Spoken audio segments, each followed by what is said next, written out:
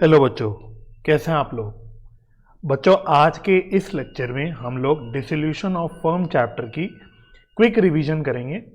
ये एक 100% conceptual revision होगी बच्चों।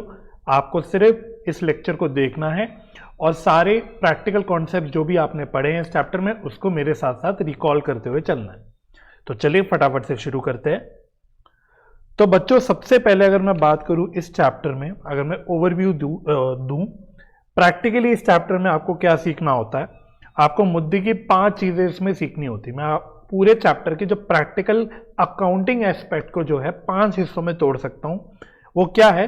सबसे पहला, प्रिपरेशन ऑफ रियलाइजेशन अकाउंट, है ना।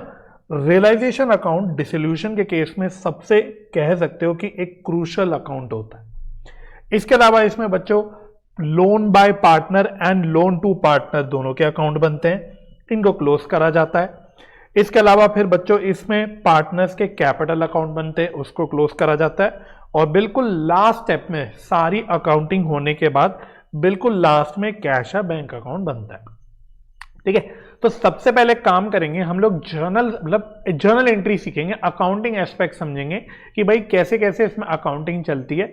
उसके बाद देखो इसमें रियलाइजेशन अकाउंट बनाना, ये अकाउंट बनाना, वो अकाउंट बनाना, वो सिंपल हो जाता है क्योंकि अगर आपको अकाउंटिंग पता है तो उसकी बस जर्नल एंट्री की या अकाउंटिंग एंट्री की खाली आपको अकाउंट में पोस्टिंग करनी होती है। ठीक है, तो सबसे क्रूशियल अकाउंट जो इस चैप्टर में होता है वो कौन सा होता है? Realisation account. तो फटाफट से डिस्कस करते हैं कि भाई ये क्या चक्कर होता है रियलाइजेशन अकाउंट का। Realisation account is prepare to close the books of accounts of the firm. जब मैं बोलता हूं कि close the books of accounts, it means assets और लायबिलिटीज को क्लोज करना। क्योंकि अगर आप देखोगे भाई किसी पर्टिकुलर डेट पे अगर डिसोल्यूशन हो रहा है तो मेरी बैलेंस शीट एक खड़ी होगी, तो बैलेंस शीट में मोटी मोटी 2 चीजें आ रही होंगी भाई, एक तरफ एसेट्स आ रहे होंगे, दूसरी तरफ लायबिलिटीज आ रही होंगी। अब हमें अपनी बैलेंस शीट को क्लोज करना है भाई, सारे अकाउंट्स को क्लोज करना है। तो मुद्दे की बात है कि मेरे को एसेट्स और लायबिलिटीज क्लोज करने होते हैं और उसको क्लोज करने के लिए हम लोग रियलाइजेशन अकाउंट बनाते हैं, राइट। और इसके अलावा to determine the profit and loss on realisation of assets and settlement of liabilities. तो इसी के कंटिन्यूएशन में इसका दूसरा ऑब्जेक्टिव हो गया कि भाई जब आपने एसेट्स क्लोज करा, लायबिलिटीज क्लोज करा। जब मैं बोलता हूं एसेट्स क्लोज करा, it means realisation of assets, assets बिक गए मानो। या फिर जब मैं बोलता हूं कि लायबिलिटीज क्लोज करा, उसका मतलब होता है सेटलमेंट ऑफ लायबिलिटीज, मतलब लायबिलिटीज को पे ऑफ करना।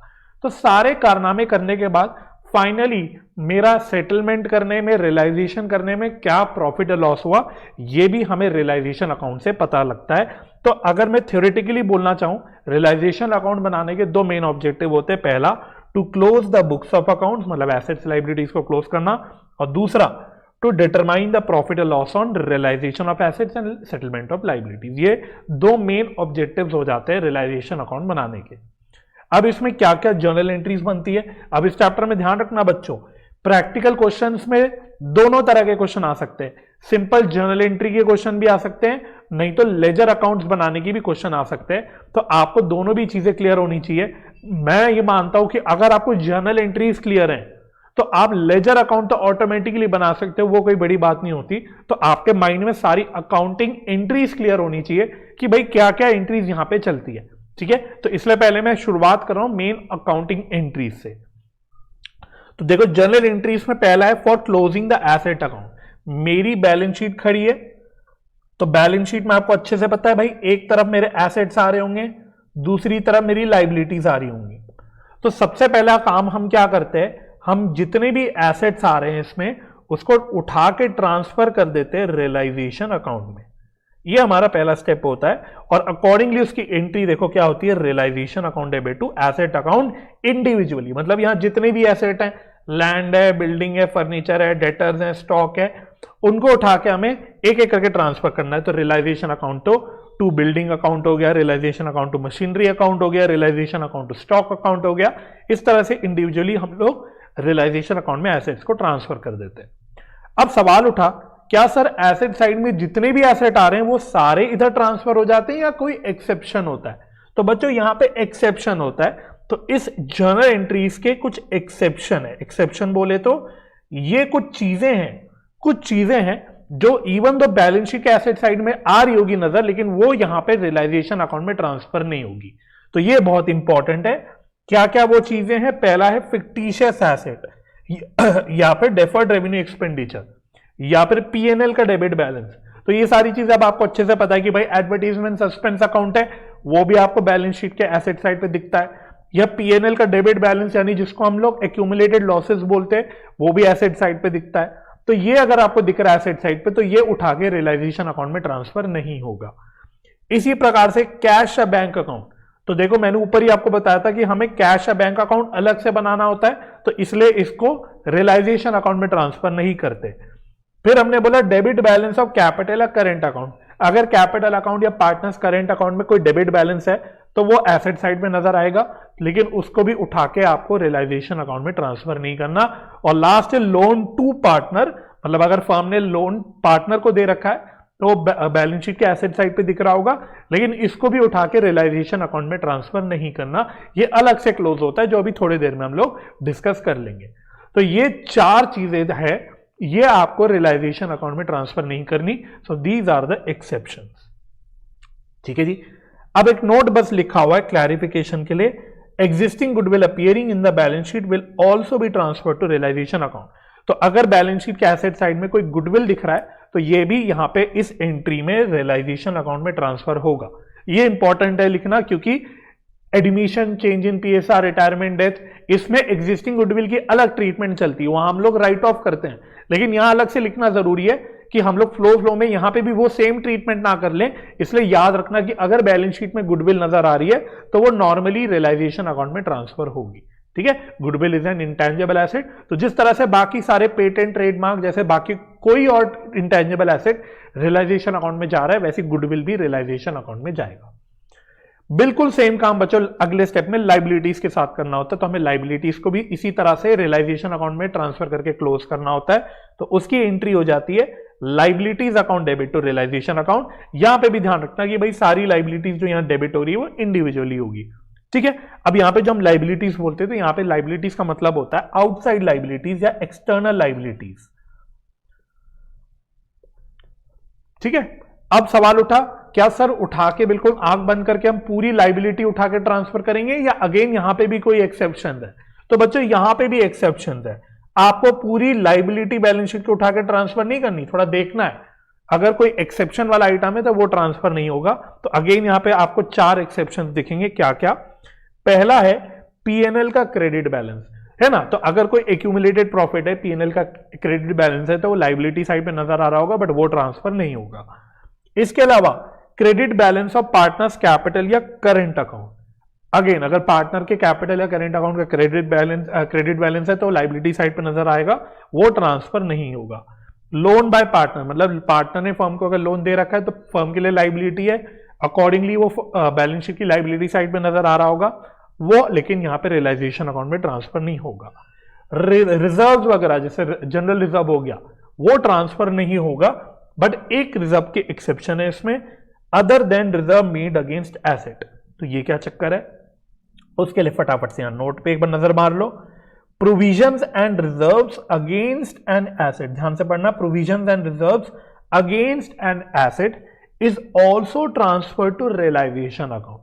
तो कोई भी प्रोविजन या रिजर्व अगर बन रखा है जो किसी एसेट के अगेंस्ट बन रखा है, तो वो भी आपका रियलाइजेशन अकाउंट में इसी एंट्री में ट्रांसफर होगा, क्योंकि प्रोविजन या रिजर्व टेक्निकली लाइबिलिटी होती है।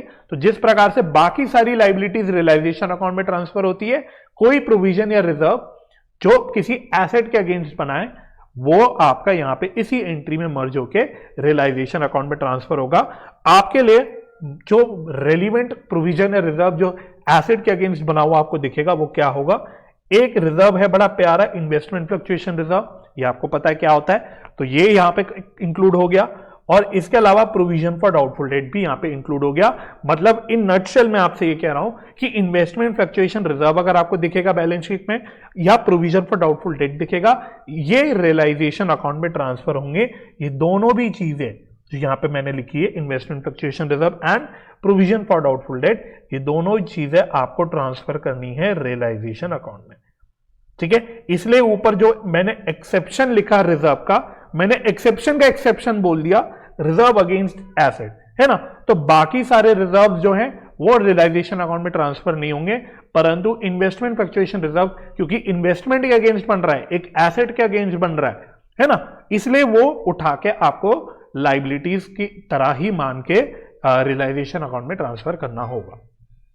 ठीक है, तो अब आपने वंस एसेट्स और लाइबिलिटीज जो भी हैं वो ट्रांसफर कर दी रियलाइजेशन अकाउंट में।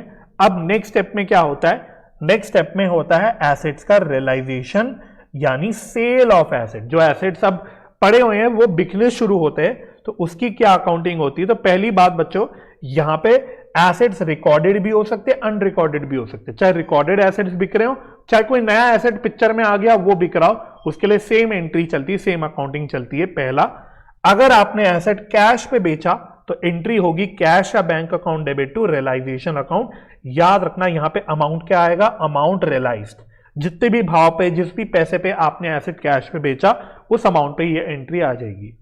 इसी प्रकार से assets taken over by partner, कभी कभी कोई पार्टनर कोई एसेट घर ले जाता है, टेक ओवर कर लेता है, तो उसकी एंट्री होगी partners capital account debit to realisation account. Again amount यहां पे क्या आएगा, एग्रीड अमाउंट। जिस एग्रीड अमाउंट पे पार्टनर टेक ओवर करके एसेट को घर ले गया वो अमाउंट यहां पे आ जाएगा। और तीसरी बात जो ध्यान रखनी वो क्या है, assets transfer to settle a liability, for example asset given to creditor. तो कभी कभी क्या होता है, क्वेश्चन बोलता है कि कोई एसेट मैंने क्रेडिटर को दे दिया, मानो मेरा स्टॉक जो है वो क्रेडिटर ले गया है ना, तो मैंने एक एसेट को यूज करके कोई लाइबिलिटी पे ऑफ कर दी, तो उस केस में याद रखना, उस केस में यहां पे नो एंट्री, कोई भी जर्नल एंट्री उसकी नहीं होती। तो अगर कोई एसेट यूज करके मैंने लाइबिलिटी पे की तो उसकी कोई भी एंट्री नहीं होती, राइट। अब अगला एक नोट है जो थोड़ा इंपॉर्टेंट है क्योंकि ये सीबीएसई ने बोल रखा है। सीबीएसई कहता है if question is silent on realisation of any asset. भाई क्वेश्चन ने क्लियरली बता दिया कि फलाना एसेट इतने रुपए पे बिक गया, स्टॉक इतने रुपए पे बिक गया, डेटर इतने रुपए दे गया, इसके अलावा मशीनरी इतने रुपए पे बिक गई, ट्रेडमार्क इतने रुपए पे बिक गया, मतलब वो एसेट की जानकारी बता दे।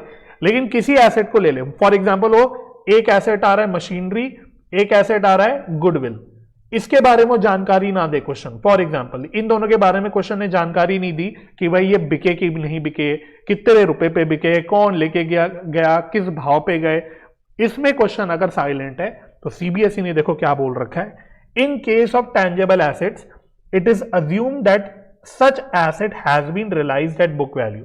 तो फॉर एग्जांपल मैंने मशीन बोला, ये एक टैंजेबल एसेट है, तो क्वेश्चन अगर इसके रियलाइजेशन को लेके साइलेंट है तो हमें क्या अज्यूम करना है कि ये बुक वैल्यू पे बिक गया, राइट। इसी प्रकार से in case of intangible asset assume that it has realised nothing.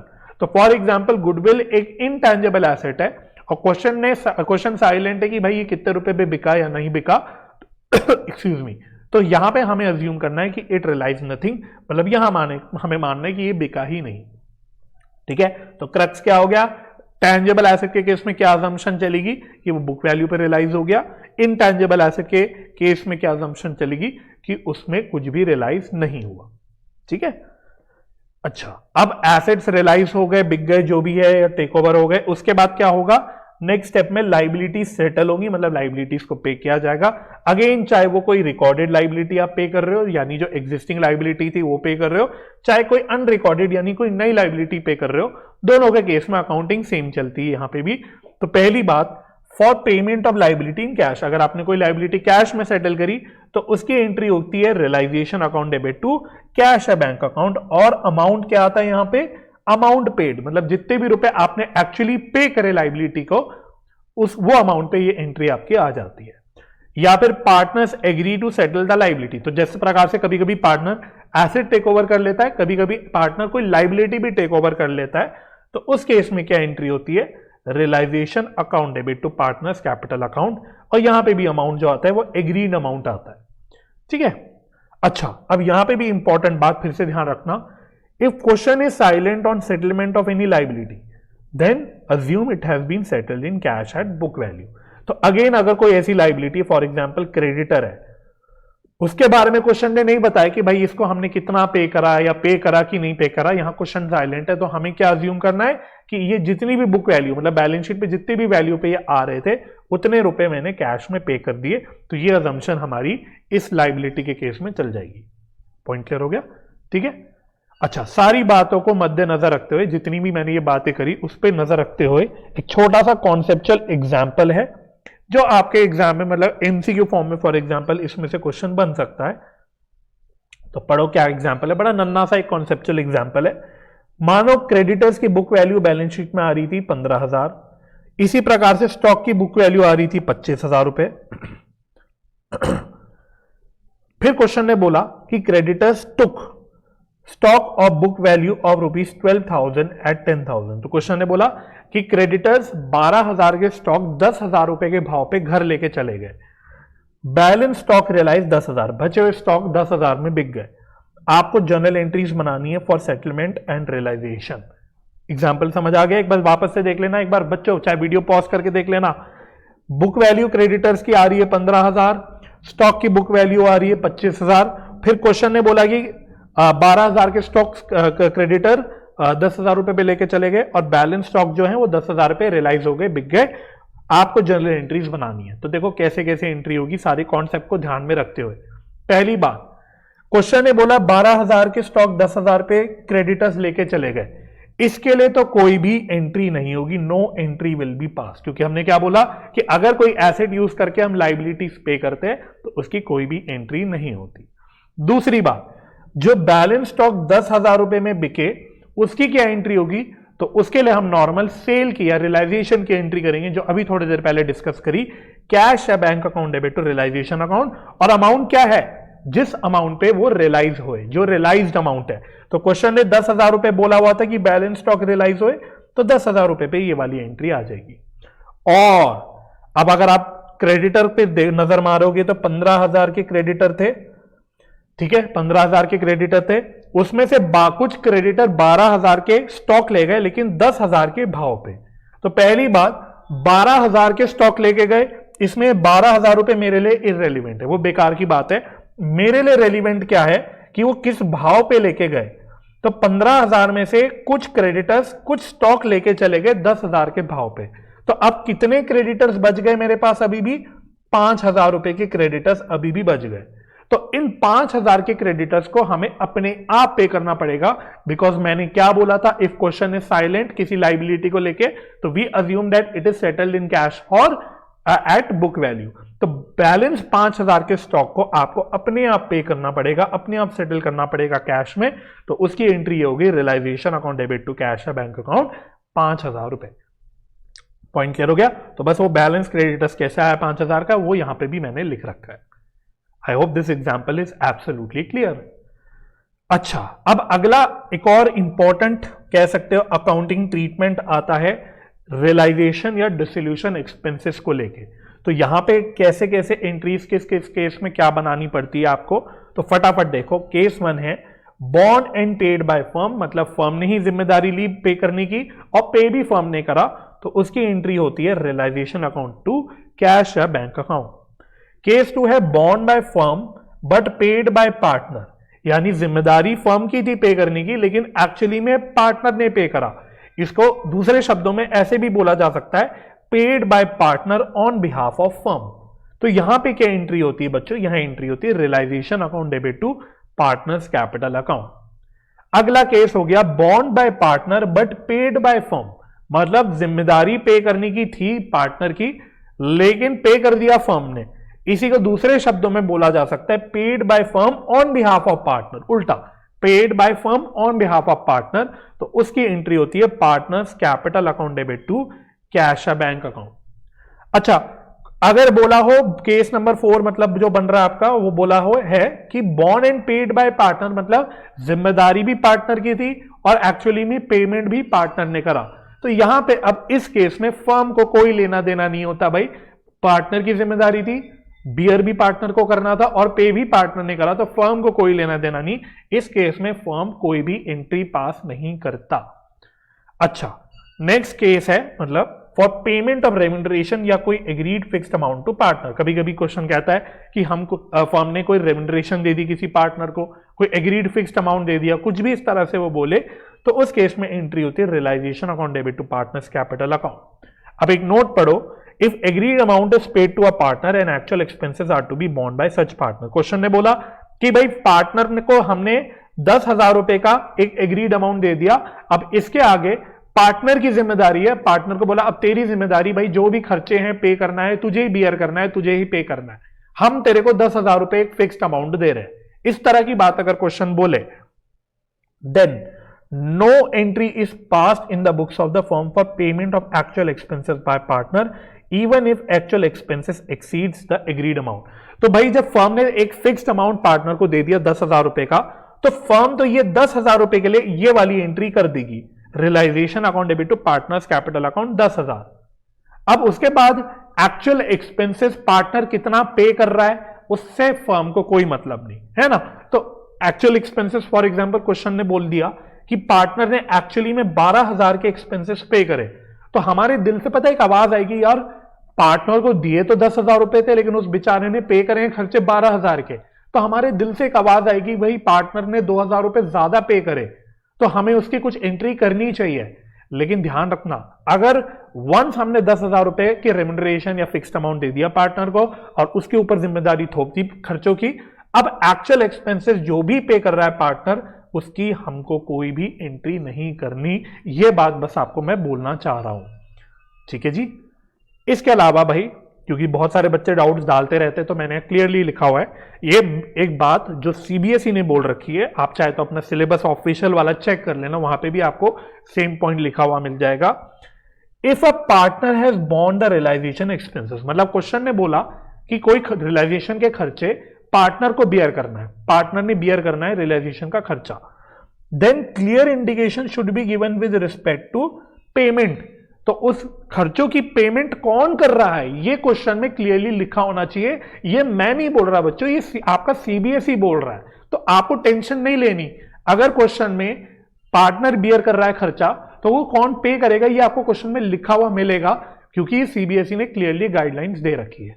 बात क्लियर होगी, क्योंकि कुछ कुछ किताब में क्वेश्चन ऐसे मिल जाते हैं जिसमें गाइडलाइन फॉलो नहीं हो रही होती, तो बच्चे परेशान होकर डाउट डालते हैं कि यहां पे हमें कैसे पता लगेगा कि कौन खर्चा पे कर रहा है। तो आपको टेंशन नहीं लिखनी, आपका जो मेन बोर्ड एग्जाम है, जो मुद्दे का एग्जाम है, उसमें आपको क्लियरली लिखा हुआ मिलेगा, ठीक है जी। हाँ, कॉन्सेप्चुअली आपको सारी एंट्रीज पता होनी चाहिए कि भाई किस केस में कौन सी एंट्री पास करनी है, ठीक है, ओके। अच्छा, अब लास्ट में होता है बच्चों, जिस प्रकार से पुराने पिछले चैप्टर्स में हम रिवैल्यूएशन अकाउंट बनाते थे और रिवैल्यूएशन अकाउंट का फाइनल प्रॉफिट और लॉस निकालते थे और उसको पार्टनर्स के कैपिटल में ट्रांसफर करते थे, यहां पे भी सेम काम होगा भाई।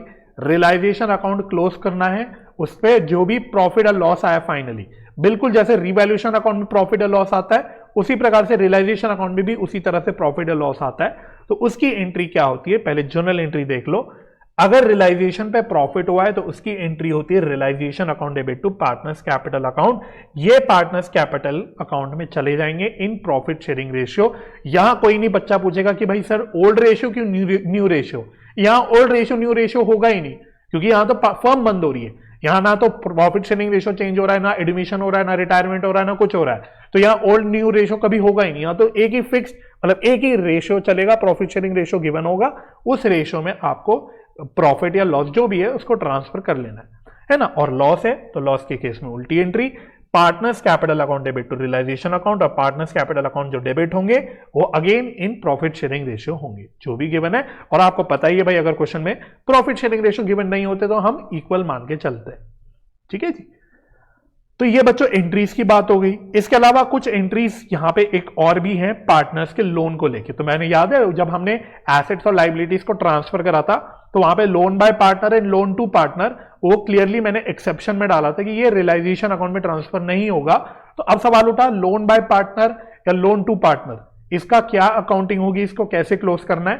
तो पहला है लोन बाय पार्टनर, जो लोन पार्टनर ने फर्म को दे रखा है, मतलब फर्म के पॉइंट ऑफ व्यू से ये लाइबिलिटी है, तो इट विल बी मतलब क्या एंट्री इसमें पास होगी, loan by partner account debit, जो भी बुक वैल्यू है जितने का भी लोन है, to cash a bank account, जितना भी अमाउंट पे करा, टू रियलाइजेशन अकाउंट, अगर इस लोन की पेमेंट सेटलमेंट में कोई फायदा हो गया तो, राइट। तो फॉर एग्जांपल पार्टनर का लोन तो 10,000 रुपए का था, लेकिन पार्टनर को हमने 8,000 रुपए पे कर दिए इन फुल सेटलमेंट, तो लोन तो 10,000 रुपए से खत्म हो गया, पेमेंट हुई 8,000 रुपए की, तो 2,000 का जो फायदा हो गया फर्म को लोन की रीपेमेंट करते वक्त, वो फायदा खाली रियलाइजेशन अकाउंट में जाएगा, खबरदार कोई बच्चा इस पर कंफ्यूज हुआ, मैं सिर्फ कह रहा हूं कोई भी फायदा अगर हो रहा है लोन की सेटलमेंट पे तो सिर्फ वो फायदा जाएगा रियलाइजेशन अकाउंट में, पूरा लोन नहीं जाएगा।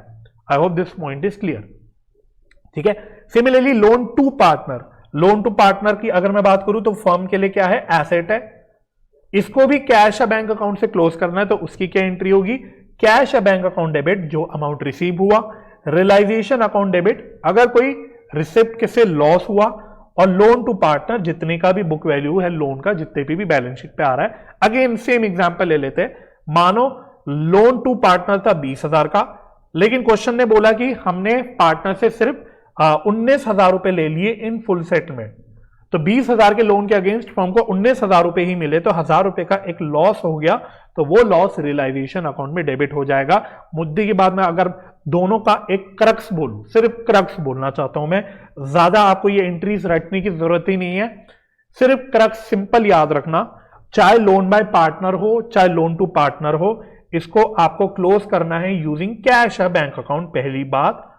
और इसकी सेटलमेंट या पेमेंट या रिसिप्ट से जो भी फायदा या फॉर दैट मैटर कोई भी नुकसान हो रहा है, कुछ भी नफा नुकसान हो रहा है लोन की सेटलमेंट या रियलाइजेशन पे, तो वो नफा या नुकसान जो भी है वो रियलाइजेशन अकाउंट में जाएगा। सिंपल क्रक्स पूरी डिस्कशन का ये है relating to loan, partners loan. I hope this point is clear. तो ये बस आपको याद रखना है, राइट। इसके अलावा बच्चों reserves, accumulated profits, fictitious assets, इनकी क्या ट्रीटमेंट है, इनकी ट्रीटमेंट सेम है जो आप बाकी पुराने चैप्टर में भी पढ़ चुके हो। तो चाहे रिजर्व्स, एक्यूमुलेटेड प्रॉफिट्स हो, तो ये डिस्ट्रीब्यूट हो जाते हैं पार्टनर्स के बीच में in their profit sharing ratio. Entry वही हो गई, reserves account debit, profit and loss account debit to partners capital account in profit sharing ratio. बस हाँ, एक बात ध्यान रखनी इस एंट्री में कि यहां पर रिजर्व्स में एक रिजर्व नहीं इंक्लूड होगा, वो है इन्वेस्टमेंट फ्लक्चुएशन रिजर्व, क्योंकि वो रियलाइजेशन अकाउंट में चला जाएगा। वहीं फिक्टिशियस एसेट्स का क्या होता है, अगेन सेम काम है, ये राइट ऑफ हो जाते हैं ओल्ड रेशियो में, तो इसकी एंट्री होती है partners capital account debit in profit sharing ratio two जो भी है फिक्टिशियस एसेट, मतलब डेफर्ड रेवेन्यू एक्सपेंडिचर के नाम पे जनरली क्वेश्चन में एडवर्टीजमेंट का खर्चा दिया होता है, तो to advertisement expense account to profit and loss account, ये आपका फिक्टिशियस एसेट इस प्रकार से ओल्ड रेशियो में राइट ऑफ हो जाएगा। क्लियर हो गया। अच्छा, अब आपको अच्छे से पता है आपके सिलेबस में दो स्पेशल रिजर्व आते हैं, एक होता है इन्वेस्टमेंट फ्लक्चुएशन रिजर्व, एक होता है वर्कमैन कंपनसेशन रिजर्व। अब इस चैप्टर में अगर मैं बोलूं तो इन्वेस्टमेंट फ्लक्चुएशन रिजर्व तो बड़ा सिंपल है, वो तो आपको रियलाइजेशन अकाउंट में ट्रांसफर करना है, उसकी कोई अलग कोई अकाउंटिंग एज सच नहीं है। ठीक है, तो इन्वेस्टमेंट फ्लक्चुएशन रिजर्व बिकॉज एक रिजर्व है against investment that is against an asset, तो वो रियलाइजेशन अकाउंट में ट्रांसफर हो जाता है जिस प्रकार से बाकी सारी लाइबिलिटीज ट्रांसफर होती है।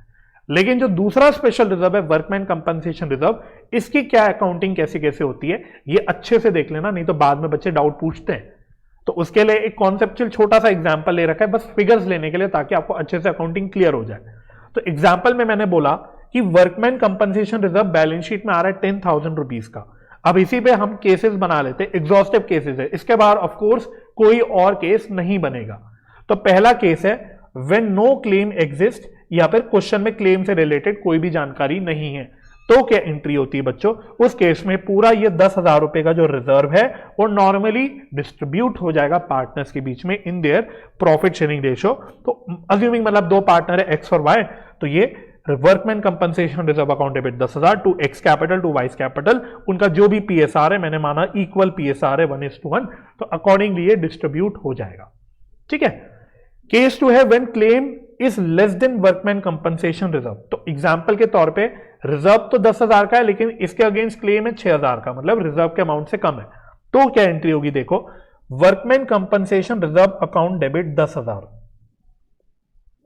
ठीक है, तो वर्कमैन कंपनसेशन रिजर्व अकाउंट देखो डेबिट होगा 10,000 से, ये मैं बता देता हूं, हर एंट्री में जो वर्कमैन कंपनसेशन रिजर्व जो डेबिट होगा वो बैलेंस शीट में जो भी बुक वैल्यू आ रही है उस पर डेबिट हो जाएगा, तो यहां पे भी 10,000 पे डेबिट हो जाएगा।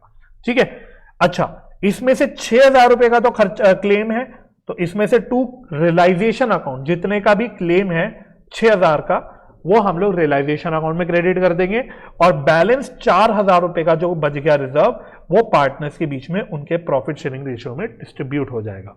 ठीक है, और क्योंकि आपको पता है कि भाई हम लोग खर्चों को पे भी कर रहे हैं, जब बिजनेस बंद हो रहा है तो हम लाइबिलिटीज को साथ साथ सेटल भी कर रहे हैं, अब हम लाइबिलिटीज को ओपन नहीं छोड़ सकते भाई, उसको सेटल करना है, क्लोज करना है। तो इसीलिए ये 6000 की जो एक्चुअल लाइबिलिटी है इसकी आपको पेमेंट करनी पड़ेगी, चाहे क्वेश्चन बोले चाहे ना बोले, ये आपको अपने आप करना पड़ेगा। Realisation account debit 6000 to cash या बैंक अकाउंट। क्लियर हो गया? तो ये आपको पेमेंट जो भी एक्चुअल क्लेम की है वो उसकी पेमेंट आपको खुद से करनी पड़ेगी। क्वेश्चन बोल रहा है तो बहुत ही अच्छी बात है, नहीं बोल रहा तो आपको अपने आप पे करनी है ये लाइबिलिटी। ठीक है? अच्छा, अगला केस है when claim is exactly equal to workman compensation reserve, जिसकी मुझे उम्मीद कम लगती है कि भाई प्रैक्टिकली ऐसा क्वेश्चन में भी गिवन होगा, बट अगर खुदा ना खास्ता है तो क्या, तो रिजर्व भी 10,000 का है क्वेश्चन में और क्लेम भी क्वेश्चन में 10,000 का दे रखा है, तो क्या करोगे आप? तो पहली एंट्री क्या होगी? Workman compensation reserve account debit 10,000 to realisation account, क्योंकि अब कुछ आपके पास रिजर्व में बचा ही नहीं बांटने के लिए, तो अब पार्टनर्स के बीच में कुछ डिस्ट्रीब्यूट नहीं होगा। पूरा जो रिजर्व का मतलब अमाउंट है 10,000 का, उसको कोरस्पॉन्डिंगली रियलाइजेशन अकाउंट में क्रेडिट कर देंगे, बीइंग द लाइबिलिटी। जो क्लेम है उसको लेते हुए, ध्यान में रखते हुए, इसको हम लोग रियलाइजेशन अकाउंट में क्रेडिट कर देंगे। और अगली एंट्री फिर से वही है बच्चों, आपको याद रखना है, अगर कोई क्लेम है तो क्वेश्चन बोले ना बोले आपको उसकी पेमेंट करनी पड़ेगी। तो realisation account debit to cash या बैंक अकाउंट 10,000। और लास्ट केस है बच्चों, अगर क्लेम आपका वर्कमैन कंपनसेशन रिजर्व से ज्यादा है, तो रिजर्व 10,000 का है लेकिन क्लेम क्वेश्चन ने बोल दिया 14,000 का है, तो पहली एंट्री तो देखो वही है जो केस नंबर 3 की है, workman compensation reserve account debit to realisation account. Amount ध्यान से देखना, कोई टाइपिंग एरर नहीं है बच्चों, जितने का रिजर्व है सिर्फ उतने ही अमाउंट पे ये एंट्री आएगी। 10,000 का रिजर्व है तो ये एंट्री 10,000 पे ही आएगी, उससे ज्यादा पे नहीं आएगी। ये कोई टाइपिंग एरर नहीं है, कभी कोई बच्चा समझे कि ये टाइपिंग एरर है, नो, ये 10,000 की ही एंट्री यहां पे पहली बनेगी, workman compensation reserve to realisation account. और अगली एंट्री फिर से वही है भाई, जो एक्चुअल लाइबिलिटी है 14,000 की, इसको आपको अपने आप पे करना पड़ेगा भाई, क्वेश्चन बोले ना बोले। मुझे लगता है 99% केस में क्वेश्चन नहीं बोलेगा तो आपको अपने आप से पे करनी पड़ेगी। अब यहां पे एक्चुअल जो लाइबिलिटी, एक्चुअल क्लेम है 14,000 का, उस अमाउंट पे ये वाली एंट्री आएगी। तो realisation account debit to cash या बैंक अकाउंट 14,000 पे आप इस क्लेम को पे कर दोगे। ठीक है? तो ये वाला केस मैं कह सकता हूं थोड़ा सा इंपॉर्टेंट है, इसमें मैं 2 सितारे लगा सकता हूं क्योंकि यहां पे बच्चे मिस आउट कर सकते हैं। पहली एंट्री है workman compensation reserve account debit to realisation account, जितने भी अमाउंट का रिजर्व है जैसे 10,000, और दूसरी एंट्री है क्लेम को पे करने की, वो एक्चुअल क्लेम पे होगा, realisation account debit to cash या बैंक अकाउंट 14,000। ठीक है? अच्छा, इसके अलावा बच्चों अगर क्वेश्चन के हिसाब से मतलब हमारे क्वेश्चन में जो फर्म है वो फिक्स कैपिटल मेथड फॉलो कर रही है, तो उस केस में बैलेंस शीट में आपको पार्टनर्स का करंट अकाउंट भी दिखेगा, तो उसका आपको कुछ नहीं करना, ज्यादा कुछ नया काम नहीं है, उठा के जो भी करंट अकाउंट का बैलेंस है वो आपको कैपिटल अकाउंट में ट्रांसफर करके खत्म करना है। ठीक है? तो पार्टनर्स करंट अकाउंट अगर कोई है तो वो कैपिटल में ट्रांसफर होके क्लोज हो जाएगा। तो देखो 2 बातें हैं भाई, या तो डेबिट बैलेंस होगा किसी पार्टनर के करंट अकाउंट का, डेबिट बैलेंस बोले तो बैलेंस शीट के एसेट साइड पे दिख रहा होगा, या फिर क्रेडिट बैलेंस होगा पार्टनर के करंट अकाउंट का। क्रेडिट बैलेंस का मतलब बैलेंस शीट के लायबिलिटी साइड में आपको करंट अकाउंट दिख रहा होगा। तो अगर डेबिट बैलेंस है तो क्या एंट्री होगी? Partners capital account debit to partners current account, है ना? तो भाई करंट अकाउंट का डेबिट बैलेंस क्लोज करने के लिए क्या करोगे? करंट अकाउंट को क्रेडिट करोगे, अकॉर्डिंगली ये एंट्री आपकी बन जाएगी।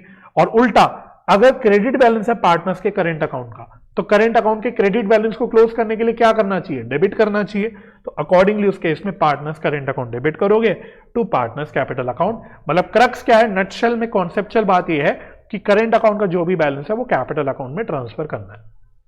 ठीक है? और लास्ट में फिर आपको पार्टनर्स का कैपिटल अकाउंट प्रिपेयर करना है, जो भी पोस्टिंग आ रही है उसमें सारी पोस्टिंग करनी है, और फिर उसका जो बैलेंसिंग फिगर है पार्टनर्स कैपिटल अकाउंट जब पूरा बन जाएगा तो उसका जो बैलेंसिंग फिगर है उसको उठा के टू बैलेंस शीट मत लिख देना, उसको क्लोज करने के लिए हम लोग टू कैश या बैंक अकाउंट, मतलब उसको कैश या बैंक अकाउंट से क्लोज कर देते हैं। तो बस वही बात यहां पे लिखी हुई है, when balancing figure is on debit side, मतलब क्रेडिट बैलेंस अगर कैपिटल अकाउंट में बच रहा है तो it shows the final amount due to the partner, मतलब फाइनली कितना अमाउंट फर्म को पार्टनर को पे करना है उनके कैपिटल के अगेंस्ट, और वो फर्म कैपिटल के अगेंस्ट जो भी पेमेंट करनी है पार्टनर को वो कैश या बैंक में पे कर देती है। तो उसकी एंट्री होती है partners capital account debit to cash या बैंक अकाउंट। और उल्टा, when balancing figure is on credit side, credit side पे बैलेंस बच रहा है, इसका मतलब डेबिट बैलेंस है कैपिटल अकाउंट का, तो it shows the final amount due from the partner. तो ये बेसिकली कैपिटल की डेफिशिएंसी दिखाता है, ठीक है, which is brought in cash by the partner, उसकी एंट्री वो होती है कैश है bank account debit to partners capital account. Although हालांकि आपके लिए अच्छी बात यह है कि डेफिशिएंसी वाला पार्ट आपके सिलेबस में नहीं है, नोट्स में बस कॉन्सेप्ट में दे रखा है, बट प्रैक्टिकली नॉट रेलिवेंट आप लोगों के लिए because this is not in syllabus. तो आपके सवाल में कभी आना नहीं चाहिए कि भाई डेबिट बैलेंस बच रहा है, मतलब कोई डेफिशिएंसी हो रही है कैपिटल की, because this is not in syllabus. हाँ, ये केस तो हो ही सकता है जहां पे नॉर्मल कैपिटल का बैलेंस जो भी बच रहा है वो पे करना है फर्म को। क्लियर हो रहा है? यस। और लास्ट स्टेप होता है बच्चों कैश या बैंक अकाउंट जो भी बना रहे हो, बोले कैश अकाउंट है या बैंक अकाउंट है, वो आपको प्रिपेयर करना होता है। लास्ट स्टेप में बिल्कुल ये होता है सारी रियलाइजेशन अकाउंट में जहां जहां भी कैश या बैंक की पोस्टिंग है वो क्रॉस पोस्ट होकर आ जाएगी। कैपिटल अकाउंट में जो कैश या बैंक अकाउंट के थ्रू आपने क्लोज किया वो क्रॉस पोस्ट होकर आ जाएगा। जो पार्टनर का लोन अकाउंट हम कैश या बैंक अकाउंट से क्लोज कर रहे हैं वो क्रॉस पोस्ट होकर आ जाएगा। सारी क्रॉस पोस्टिंग बस बेसिकली कैश या बैंक अकाउंट में होगी। ऑफ कोर्स ओपनिंग बैलेंस भी आएगा, भाई कैश का बैंक का कोई ना कोई ओपनिंग बैलेंस भी होगा, जो बैलेंस शीट में नजर आ रहा होगा वो भी आपका ओपनिंग बैलेंस आ जाएगा। और अगर आपने सारा काम बच्चों सही कर रखा होगा, अगर आपने सारा काम सही कर रखा होगा तो मुद्दे की बात यह है कि आपका कैश या बैंक अकाउंट टैली हो जाएगा, उसमें कोई भी बैलेंस नहीं बचेगा। तो अगर आपका लास्ट में कैश या बैंक अकाउंट टैली होता है इसका मतलब आपने सारा काम मोर और लेस सही करा है। अगर लेकिन ये खुदा ना खास्ता टैली नहीं होता तो समझ जाना आपने कोई ना कोई झोल कर दिया है।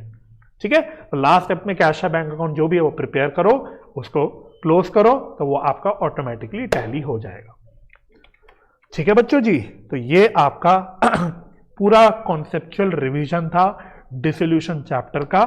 तो इसी के साथ बच्चों हमारी बुक 1 की रिवीजन हो जाती है पूरी। अगर आपको ये रिवीजन हेल्पफुल लगी तो मेरे यूट्यूब चैनल को सब्सक्राइब कर देना। भाई नन्ना सा छोटा सा बिल्कुल मिनी सा माइक्रो सा चैनल है, इसको सब्सक्राइब कर देना तो मुझे भी अच्छा लगता है, मोटिवेशन मिलती है। वीडियो अगर अच्छी और भी अच्छी लगी तो वीडियो को लाइक भी कर दो, इसको अपने दोस्तों के साथ शेयर भी कर देना।